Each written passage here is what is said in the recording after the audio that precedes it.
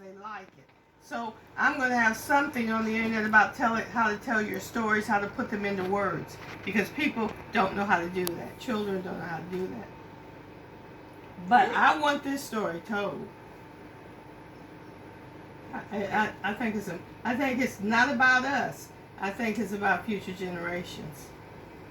And so there's some things in it, and I talked to my sisters, and they're ready to tell the story. They don't have any problems with it. I say I hope my nieces and nephews don't have problems with it, but they don't have any problems with it. Okay. But you think this is the one to do, not the other one? Correct. Okay. This is the one I'll do then.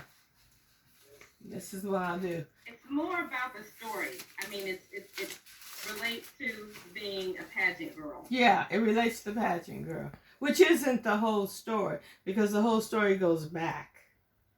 Yes. I think the strongest part of the story is when Juanita stands before the Housing Commission. That's my mother.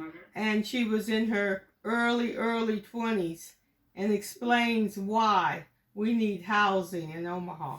Something that had never been done. A black woman before all white men. She stood there as a young woman to explain why she felt. And she had lost 2 children to the most grotesque kind of fire, to poverty. And her mother will attest to the poverty, to the rats, how she was afraid to go to sleep in their house because they had no heat and nowhere to bathe, and they bathed in a tub where my dad poured water in the tub, and she heard the scratching of the rats all around the room. And so, these are the things, that's the honesty of our stories that need to be told. It's no shame in it. And I remember as a principal, kids would tell me they didn't even want to hear about slavery. They didn't want to hear about it. We don't want to talk about that. Oh, Dr. Pope, don't have those people come and talk about that. I said, you don't know who you are. You don't know how strong you are. You don't know your beauty. You don't know your grace. You don't know nothing. Well, you need to learn it. And that was my push. That was my push. And my name, my school was Harriet Tubman, by the way. Wow. Harriet Tubman, I'm a go-getter with that stuff. Yeah. I'm going to carry it to my grave. And I'm going to leave it. Yeah. So do we, when someone else is talking, do I push something? Are you going to, you're in charge, Rosalind. Will you block me out so Terry can speak? The only time you use your mute button, she obviously doesn't do Zoom often. The only time you use your mute button is when you wanna mute the others. Okay. Did you see my book?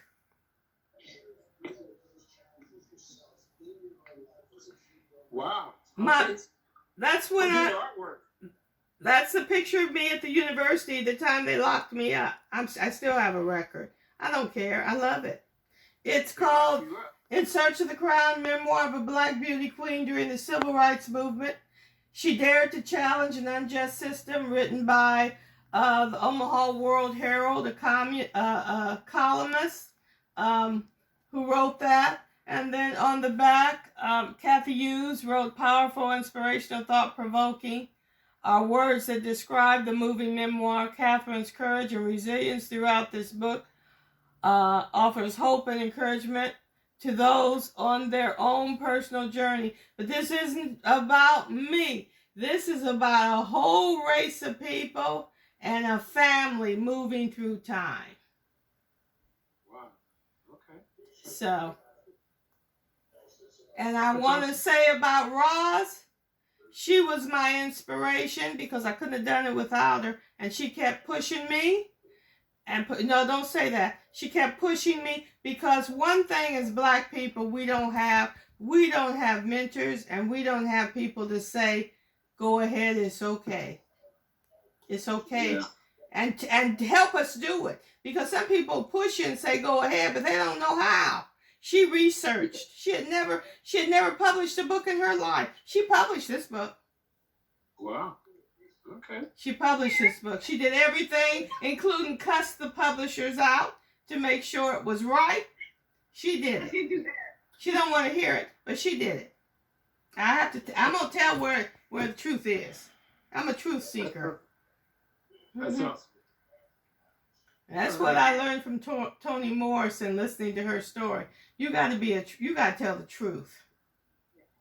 Wow. Mm-hmm. So, my family.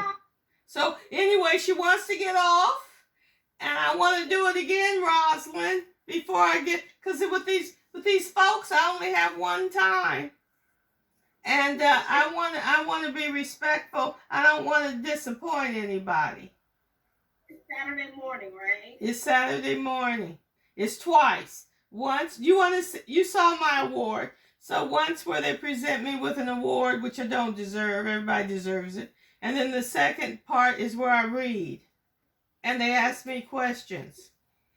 I wish I could get Toni Morrison, bring her back from the grave, and have her answer the questions. That would be phenomenal. So you worked on your answers. You know what they're going to ask. Yeah, I know what they're going to ask, but I haven't worked on an answer. You guys just help me decide what I'm going to read.